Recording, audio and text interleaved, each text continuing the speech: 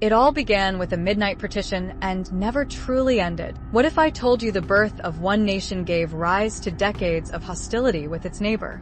Pakistan and India, two nuclear-armed giants, born from the same motherland, have clashed time and again in battles that have shaped South Asia's destiny. But beneath the gunfire lies a deeper story, a story of betrayal, survival, and the unending struggle for justice in Kashmir. Today, we unfold the history of the most significant wars between India and Pakistan, seen through Pakistan's eyes, and how 2025 may be the next turning point. When British India was divided in 1947, Pakistan emerged as a homeland for South Asia's Muslims. But the wound of partition never healed. The princely state of Jammu and Kashmir, with a Muslim-majority population, was expected by many in Pakistan to accede to it. Instead, under pressure and circumstances still debated today, the Maharaja chose to join India, triggering outrage in Pakistan. This act was seen not only as a betrayal but also as a denial of the Muslim right to self-determination. Thus began a conflict that has defined Indo-Pak relations ever since. Pakistan's first war with India began shortly after independence. Tribal Pashtun fighters entered Kashmir to support the local Muslim uprising. India responded by flying in troops after the Maharaja's accession.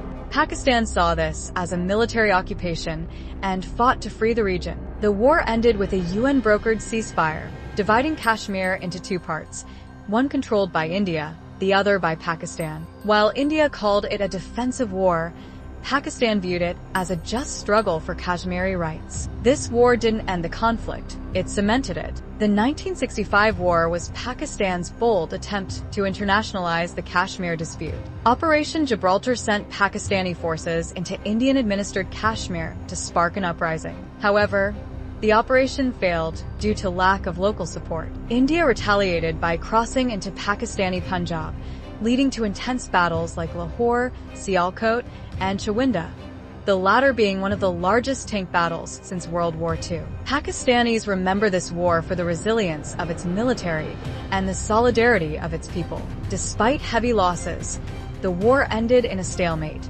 followed by the Tashkent Agreement. The 1971 war remains a painful chapter in Pakistan's history. Political unrest in East Pakistan, fueled by regional discrimination and nationalist movements, escalated into a civil war. India's involvement, both covert and overt, tilted the conflict. On December 3rd, India launched a full-scale assault on both eastern and western fronts. After just 13 days, East Pakistan fell, and Bangladesh was created. Over 90,000 Pakistani troops were taken as prisoners of war. Pakistan views this as a tragedy rooted in internal mismanagement, but also as a war enabled and exploited by India for regional dominance. In 1999, the Kargil conflict erupted in the heights of Jammu and Kashmir. Pakistani soldiers and Mujahideen fighters occupied strategic Indian positions during winter. Pakistan claims it acted in response to Indian actions in Siachen and alleged repression in Kashmir. India launched Operation Vijay to recapture the territory, and the world watched nervously as two nuclear states neared war. Under international pressure, Pakistan withdrew. Domestically, the Kargil War had mixed reactions.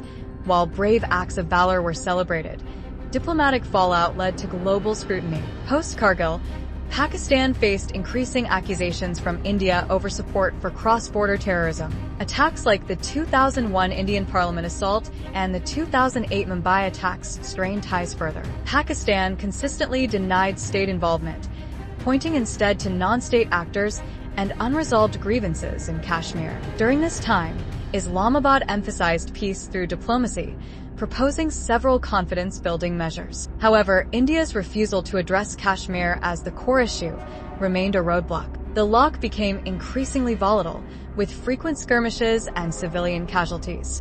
The 2019 Pulwama bombing marked another flashpoint. A suicide attack killed 40 Indian paramilitary personnel. India blamed Jaish-e-Mohammed, allegedly based in Pakistan, and launched airstrikes in Balakot. Pakistan retaliated with its own airstrike and shot down an Indian fighter jet, capturing its pilot, who was later released as a peace gesture. Pakistan maintained it acted purely in self-defense and denied any involvement in the Pulwama attack.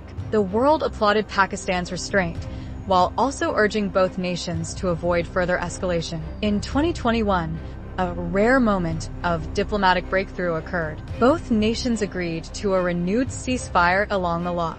Back-channel diplomacy, reportedly involving Gulf nations, helped broker peace. Trade was discussed, sporting ties hinted at a revival, and cultural exchange found some space again. But peace was fragile. By late 2023, clashes resumed in sectors like Poonch and Neelam Valley. Pakistan accused India of building forward posts and violating the 2003 ceasefire framework, while India blamed infiltration. Trust once again eroded. Now, in 2025, tensions have surged once more. Early this year, India passed a controversial resolution in parliament reiterating its claim over Pakistan-administered Kashmir. Pakistan condemned the move as provocative and summoned global attention to the Kashmir issue. Meanwhile, satellite images revealed Indian troop buildups near the Neelam sector. Pakistan's response included diplomatic warnings and increased military readiness. On the diplomatic front, Islamabad has pushed for renewed UN intervention and organized global awareness campaigns,